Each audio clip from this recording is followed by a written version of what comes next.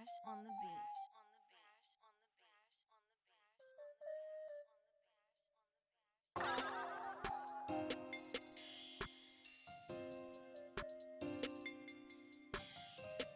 chaser.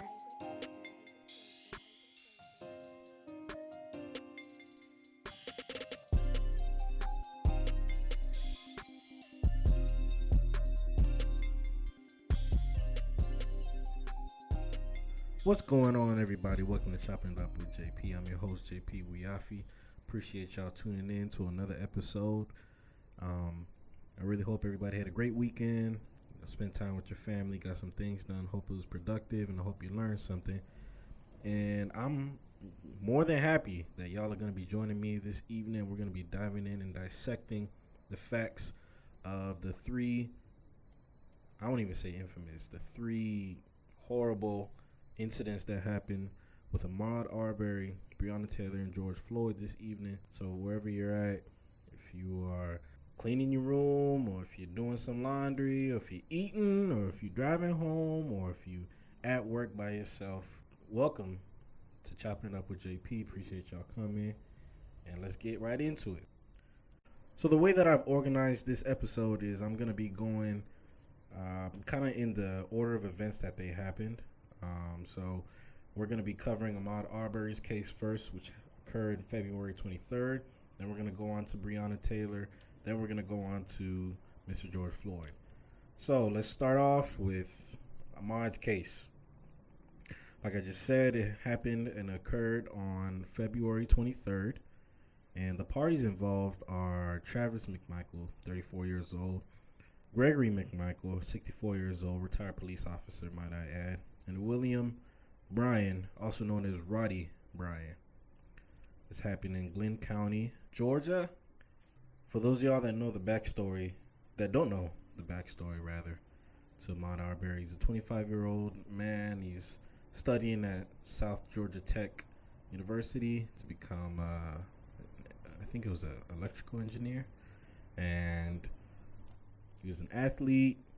You know, he was really somebody that was trying to make a difference in this world. And one of the things that he really liked doing was, keep his body in shape. So he constantly was running and taking jogs around the neighborhood.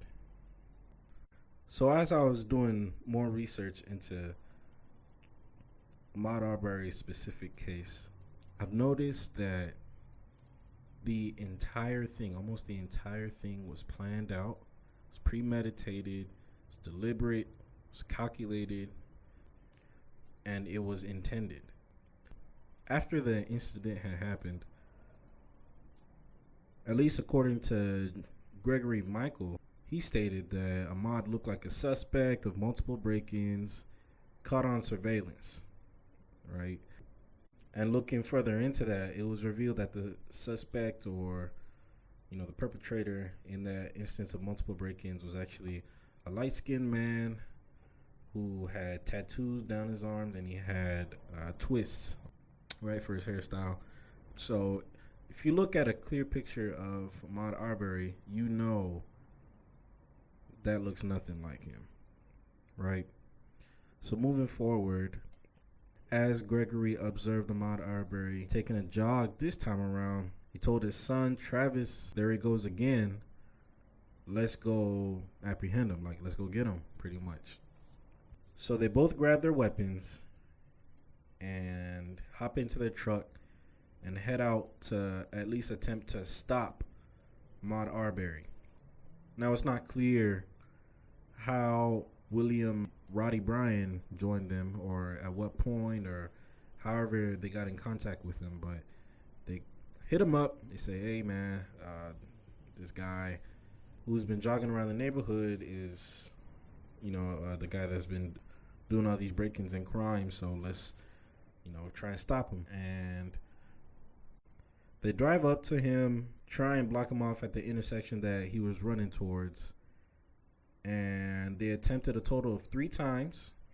2 times the attempt was by Gregory, and the second time the attempt was by William Roddy Bryan. For Gregory, failing to apprehend him twice, he exits with his weapon, with his pistol, and apprehends Ahmad. And in the video, I don't know if you've ever seen the video, if you can stomach it or if you can't. I feel like these sort of things are important to see, just to visualize the kind of racism that we face. So in the video, it shows that Gregory is apprehending him, and Travis is the one that pulls out his shotgun while standing in the back of a truck and fires a total of 3 shots at Ahmad, fatally killing him. Bear in mind, William Roddy Bryan is the man that's recording this entire thing. Now, keep in mind, Gregory McMichael is the one that apprehended Ahmad, and they struggled, and that's how Travis was able to shoot him. And Gregory then, after everything ended, called the police, and upon arrival and doing a small-scale investigation, the police actually saw fit that, they might be able to pin the murder on the McMichaels. You can't just be a vigilante. Whenever you suspect someone of committing a crime, you're supposed to call the authorities, not apprehend yourself. Keep in mind, this is some really crucial information that I actually just found out today. The DA is Jackie Johnson, and the reason why the police officers actually couldn't pin the arrest on the McMichaels and Roddy Bryan was her office claimed that they had no warrant for their arrest, and therefore having no probable cause to arrest those 3 men after the fact. Now, for anybody who doesn't know what probable cause is what allows an officer to make an arrest or to detain someone. Basically, it warrants or merits the arrest that an officer can make. Now, because this had happened, these 3 men were essentially free for a total of 2 months, and they weren't arrested until May 8th. To my knowledge, they've all been indicted up to this point. And if I'm not mistaken, I believe William Roddy Bryan was actually the first arrest made because of the video that he leaked, ultimately leading to his arrest and further into the investigation. Now let's jump into Breonna Taylor's case. Breonna Taylor was an EMT, for those of y'all that don't know. According to Kenneth, her boyfriend, Breonna called out as they had entered into the home, but the police officers did not identify themselves, and I'll explain exactly why I think that's the case soon. So, as the events transpired, the officers reported after the fact that they were immediately met with gunfire. One officer was struck by Kenneth, her boyfriend, and another officer shot back 25 rounds, striking Breonna 8 times, fatally killing her. Now, going back to what I was saying about why they didn't identify themselves is the warrant. It all started with the warrant. This warrant was signed off by a judge after the officers had done an investigation and trying to close in on a drug trafficking and distribution ring in that area, and they identified a home that they believed that the drugs were being distributed out of. Now, where it went wrong for everyone in this scenario is these officers, whether it was documented that they got the wrong address or they had driven to the wrong address at the time, they arrived ultimately at the wrong address. Now, the kind of warrant that was signed off by this judge is called a no-knock warrant. And, without going into further details about what exactly that is, it's pretty self-explanatory. It allows officers or whoever's about to be apprehending going into a home that they suspect is dangerous or dealing in any sort of illegal activities. A no-knock warrant is then issued and allowing them to use a battering ram. So they don't necessarily have to knock and wait for somebody to come to the door before they have to identify themselves or anything like that. They pretty much just go on about their business, knock down the door, and neutralize or apprehend the identified targets that they have investigated about. And yeah, it's pretty messed up. I actually don't think that it's fair that our law enforcement has a clause like this. I believe the only states that have outlawed the no-knock warrant is the state of Oregon and the state of Florida. So for those of you that want to find out more research about that, you can always hit me up and I can teach you a lot more about what that entails. But going back to her case, incidentally, none of the officers had body cams on them. And up to this point, I haven't been able to identify any of them, all except for one. And I was wondering why these officers weren't wearing body cams, especially if they had to go through the trouble of getting a warrant and, you know, investigating the drug ring for, I don't know how long that they've been doing the investigation. But I would think, or, you know, maybe the typical person, I don't know if I'm all by myself on this one, would like to have as much evidence or as much surveillance of this. If y'all really believe that, you know what I'm saying? I just don't understand why you wouldn't want to have body cams. But upon my research, I've actually discovered that their specific sector of law enforcement, under the police, this specific task force is actually not required to wear body cameras. So that's a clear outing, if you will, like an escape route for law enforcement to be able to fabricate stories, or, you know what I'm saying? It leaves too much room for ambiguity. And ultimately, I believe this is why there haven't been any arrests thus far in her case. And you can see it all over Twitter, social media, Instagram right now. Everybody is pushing for the arrest of those three officers. Now, to this point, one detective has been identified as Brett Hankinson, and he was involved in the killing of Breonna Taylor. He's been fired, but there have been no arrests made up to this point.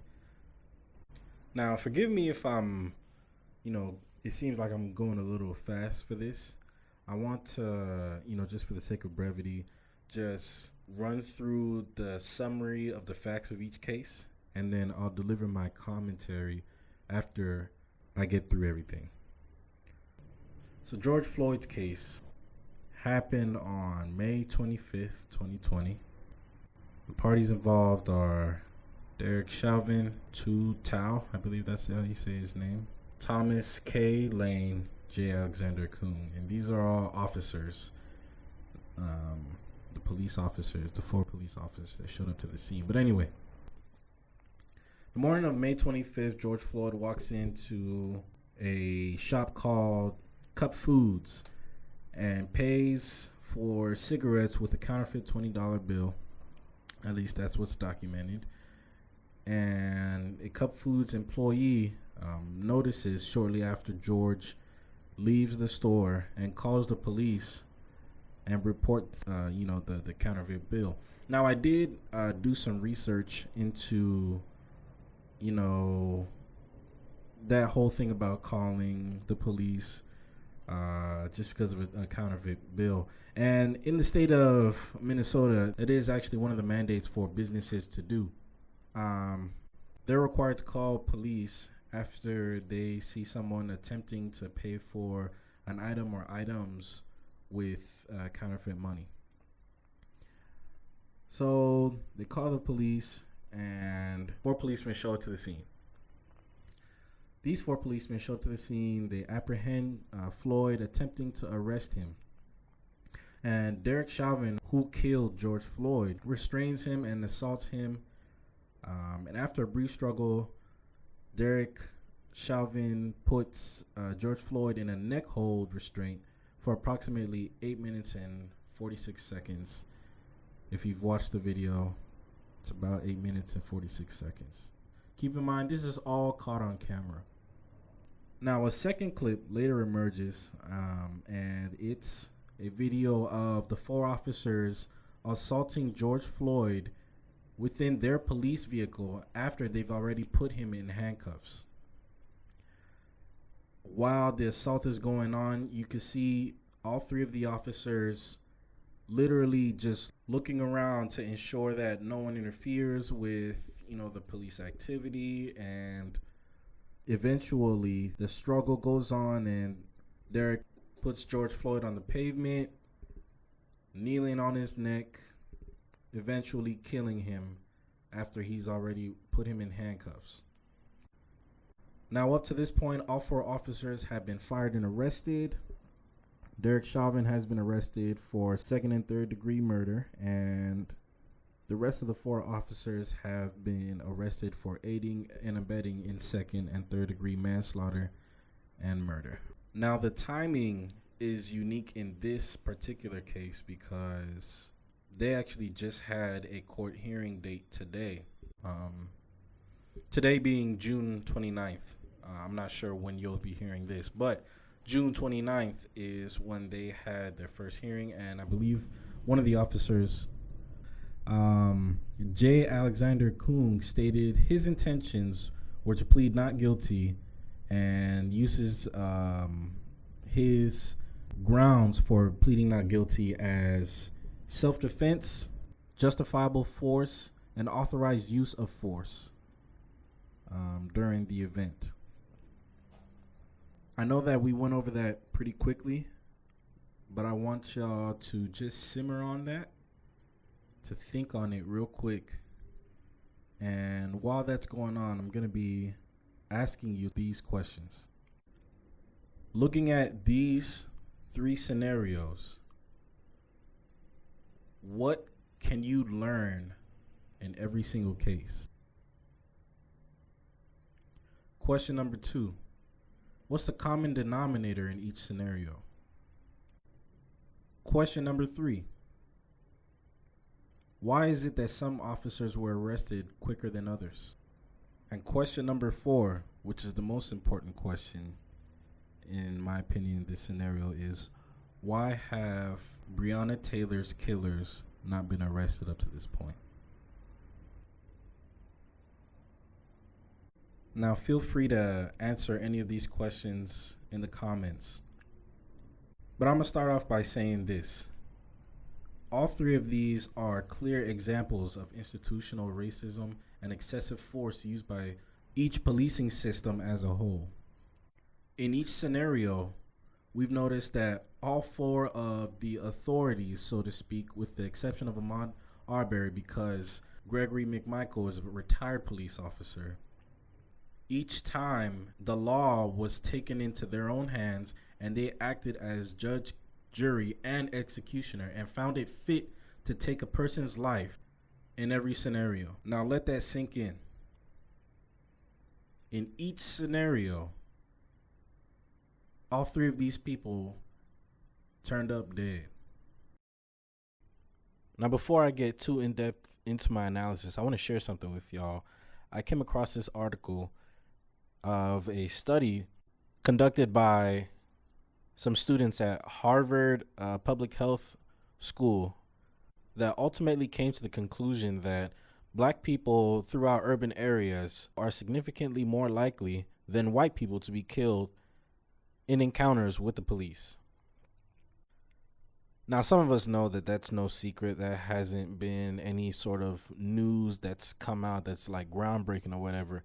But let me get more into this article to see exactly why. Researchers analyzed data from 5,494 cases of police-related fatalities that occurred between 2013 and 2017 in the U.S. They assessed data through Fatal Encounters, an independent database endorsed by the U.S. Bureau of Justice Statistics.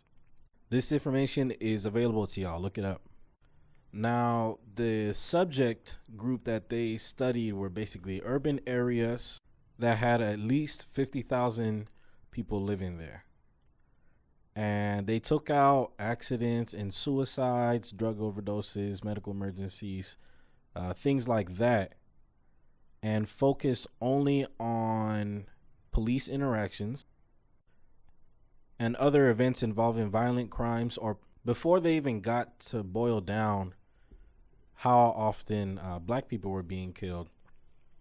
They looked at the fatality rates for Native Americans, Middle Eastern or Asian or Pacific Islanders, and they look at the fatal encounters for all of the database, and they couldn't come to a complete number because the database registered a total low number of deaths in each of the demographics that they weren't even able to find a number that was high enough to even reach a certain amount of a mortality rate.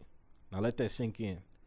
These are people of color that are also facing systemic racism and also have been institutionalized in some way. Now, as the research continued, the researchers estimated that on average, black people were 3.23 times more likely to die at the hands of police than white people. And this trend held true throughout every metropolitan statistical area. Think about that.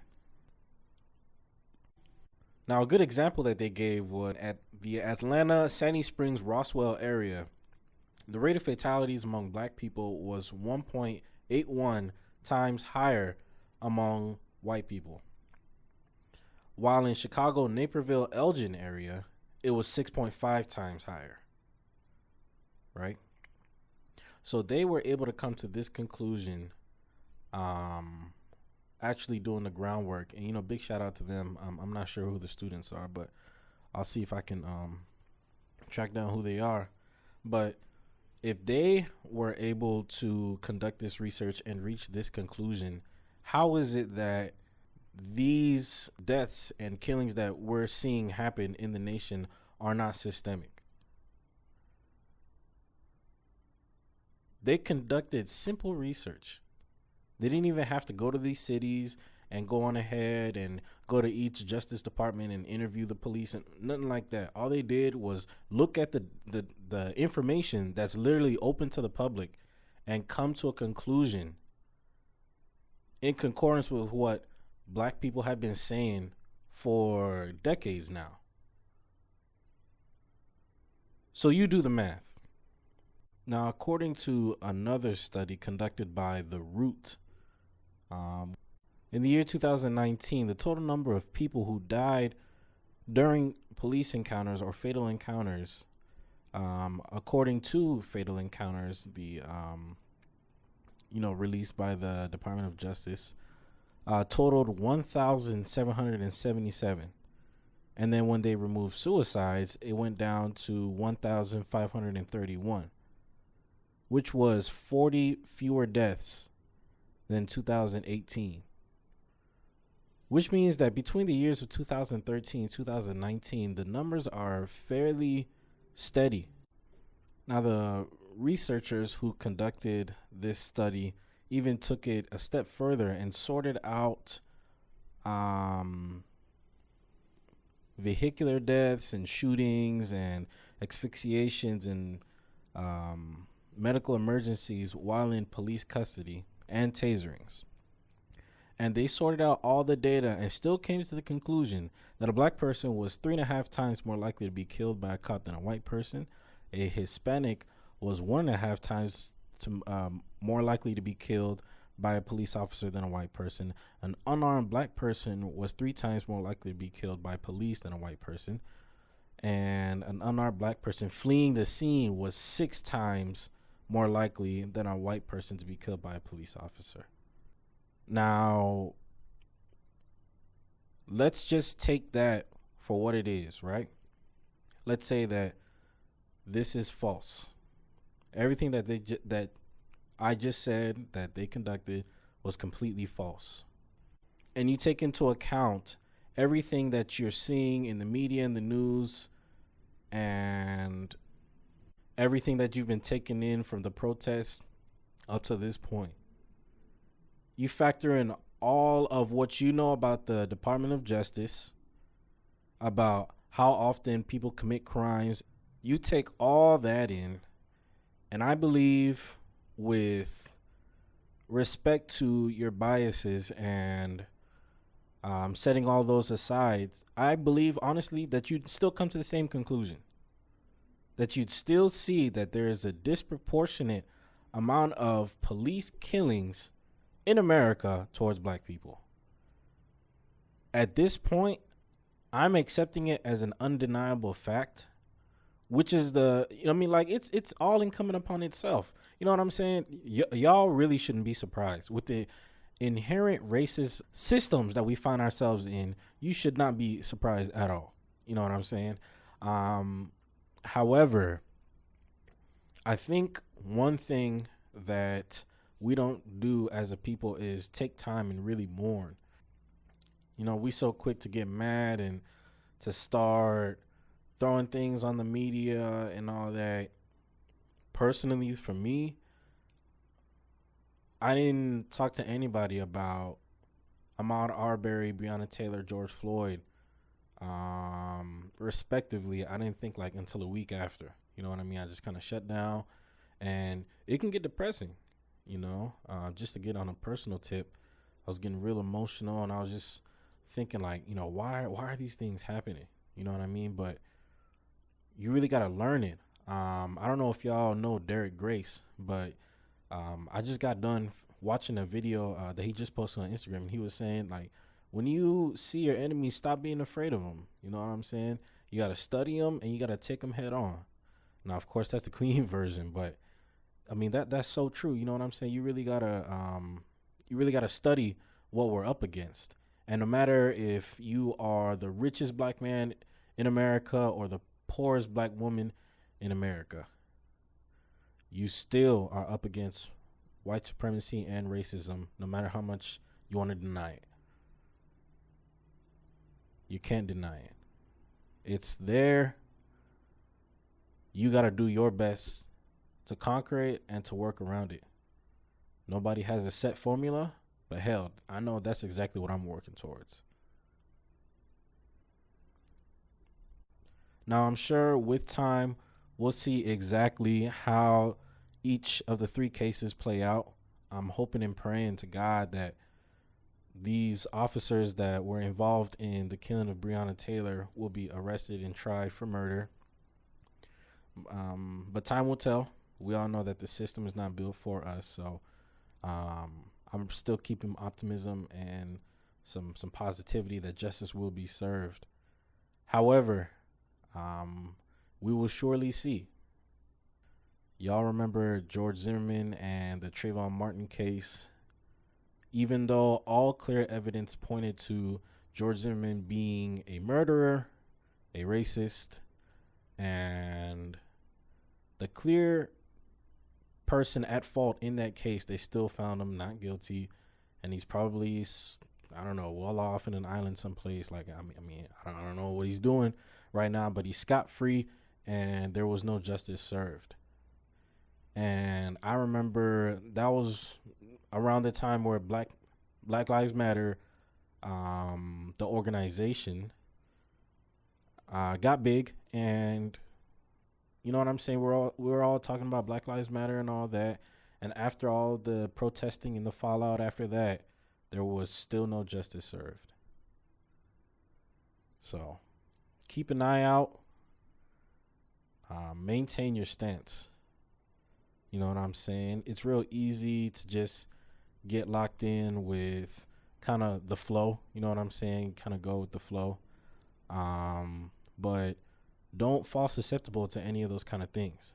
You know what I'm saying? The other day, I was doing some research, and one thing that I really wanted to stress is whenever I'm giving y'all content, there really is no reason for me to lie. I don't have anything to gain from giving you false information. You feel me? I'm grassroots at this stage, and there's no one paying for me to give y'all false information. You know what I mean? So I do my best to find sources that I know are trusted and can be verified. But real quick, I just want to leave you with this quick tip. Don't let your mind be hijacked by alternative motives. I'm going to say it one more time. Don't let your mind be hijacked from alternative motives. Do the research. If you know something is wrong, but somebody else on your left or right is endorsing it, don't follow what somebody else is doing. If you know it's wrong, if you know you don't feel good about it, do the research. That's exactly what I did. Do the research. I researched all these cases. I saw what was true, what was false. I saw what was left to ambiguity and in the gray area because, time reveals certain details. But you really got to protect your mind. So much as you want to, I'm hoping that you are for social justice, for social reform, and want to be, rooted within that. Don't allow yourself to just get caught up with what everybody's doing and just get blown around by the wind. You don't want to do that. So I'm going to just leave y'all with that. Thank y'all so much for tuning in. Next week, we'll be talking about a special topic, so I hope y'all will be ready for that. Tune in. Y'all stay blessed. Thank you for chopping it up with JP one more time. I'm your host, JP Wiafi. I'll see y'all in a little bit. Take care.